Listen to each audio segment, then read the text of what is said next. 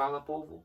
Essa aula eu vou fazer um exercício sobre a terceira lei de Kepler, tá? Que é a que envolve cálculos e tem essa fórmula aqui que vocês viram na aula passada. Então o exercício fala assim, para pesquisar o período de translação, né, de revolução e a distância até o Sol de 3 planetas e aplicar a terceira lei de Kepler. Beleza? A terceira lei de Kepler é essa fórmula aqui. T ao quadrado sobre R ao cubo é igual a K. Período de translação do planeta ao quadrado dividido pelo raio médio do planeta até o Sol ao cubo. E essa constante é uma constante de proporcionalidade, ou seja, ela indica que o período de translação é diretamente proporcional ao raio médio dos planetas, beleza? Ela não tem unidade de medida. O período a gente usa em anos terrestres, o período de translação, o tempo, e o raio a gente usa em unidade astronômica, porque o raio, a distância entre o planeta e o Sol é muito grande, é um número muito grande. Então a gente abrevia, né, para uma melhor que é unidade astronômica, UA, tá bom? Olha só, galera, eu escolhi 3 planetas aqui, tá? Terra, Saturno e Marte, fechou? O da Terra é bem simples, galera. Uma unidade astronômica, é um número bem maior, só que eles arredondam para 1, né? Mais próximo de 1, então uma unidade astronômica, e o período que a Terra leva para dar uma volta em torno do Sol é 1 ano. Muita gente confunde rotação com translação, né? Período de translação, Terra em volta do Sol, 1 ano. E para a Terra girar em torno de si mesma, 24 horas, ou seja, 365 dias, fechou? Então olha só, é só utilizar a fórmula que está aqui, ó. T ao quadrado sobre R ao cubo. O período que leva para a Terra dar uma volta em torno do Sol é 1 ano, então 1 ao quadrado. E o raio médio, ali da distância, né, entre a Terra e o Sol, é 1 também, né, uma unidade astronômica, então 1 ao cubo. 1 ao quadrado é 1, 1 ao cubo é 1. 1 dividido por 1, 1. Então logo você chega que a constante de proporcionalidade K deu 1. Uma coisa que eu já vou alertar vocês, que sempre quando vocês fazem o cálculo, vocês vão chegar nesse resultado. Esse resultado é a constante. E a constante, ela sempre vai ser um valor aproximado de 1. Sempre, tá bom? Olha só, vamos fazer o de Saturno aqui, ó. Saturno tem 9,539 unidades astronômicas, ou seja, de distância dele até o Sol. E o Saturno dar uma volta completa em torno do Sol, ele leva aproximadamente 29,46 anos. Tá bom? Então, olha só. T ao quadrado sobre R ao cubo. Período de translação de Saturno, 29,46. Coloca aqui, ó. 29,46 ao quadrado.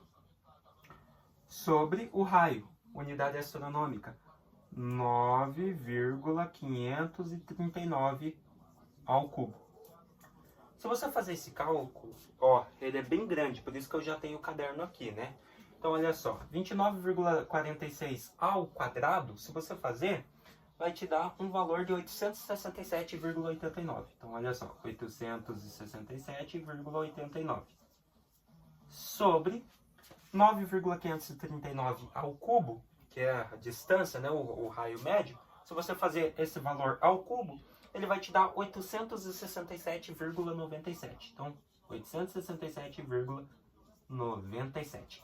O que você observa aqui? Quando você fazer o cálculo ao quadrado e ao cubo, você observa que elas são grandezas diretamente proporcionais, porque elas são iguais, ó. O número inteiro, 867 para o período de translação e 867 para o raio cubo. Beleza? Então, confirma mesmo a terceira lei de Kepler, são diretamente proporcionais, tá? Feito isso, se você dividir esses dois valores, ele vai te dar um valor aproximado de 0,999. É uma dízima, né? 9999. E a gente arredonda esse valor para 1. Então a constante K é 1. Mas o valor exato tá aqui, ó, 0,999, né? Uma dízima. A gente arredonda para 1, que está mais próximo de 1, né? Na reta numérica matemática. De boa? Pronto, aplicamos a terceira lei de Kepler para Saturno. E para Marte? Tá aqui, ó. T ao quadrado sobre R ao cubo. Período de translação de Marte no Sol 1,88 anos. Aproximadamente, né, que a gente arredonda para 2, mas aqui eu resolvi colocar o certinho. 1,88 anos, tá? Então você coloca aqui, ó, 1,88 ao quadrado, porque é o período de translação ao quadrado, sobre o raio. Distância de Marte até o Sol, 1,52 unidades astronômicas, galera. Então, unidade astronômica, que não falei, é para abreviar, porque é um número bem grande. É 1,52, um monte de número, né? Então, a gente usa unidade astronômica, né? Que é utilizado pela NASA em astronomia para números grandes. Então, 1,52. Então, tá aqui, ó. 1,52 ao cubo. Raio médio ao cubo. Se você fazer 1,88 ao quadrado, ele vai te dar 3,53. 3,53. Sobre 1,52 ao cubo. Se você fazer esse número ao cubo, ele vai te dar 3,51. E se você dividir esses dois, 3,53 por 3,51, vai te dar aproximadamente 1,005. Ó, 1,005. 5 é um meio. Ele divide 1 e 2. Então eu posso arredondar tanto para 1 e tanto para 2. Como todas as constantes são iguais, a gente arredonda esse valor para 1. Então o valor da constante K, 1. Você observa que em todos deu 1. Não é 1 exatamente, mas a gente arredonda para ficar certinho. Então a constante K, ela tem um valor fixo de 1, que a gente diz para as leis de Kepler. Mas claro que os valores são aproximados, né? Que nem aqui, ó, 0,999 ou aqui, ó, 1,005. Como o 5 é um meio, dá para arredondar para 1. Fechou? Então tá aí, ó, 1,005. Se você pegar aqui, ó, que eu tenho no meu caderno, tem um aqui, ó, que é o mercúrio. Mercúrio, se você fazer todo o processo, ele dá 1,002. 2 é mais próximo de 1, então a gente arredonda para 1 também. Então é isso que eu quero que vocês notem, galera.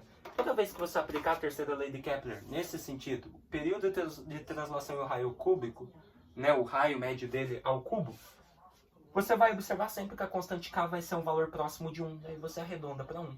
Bem legal, né?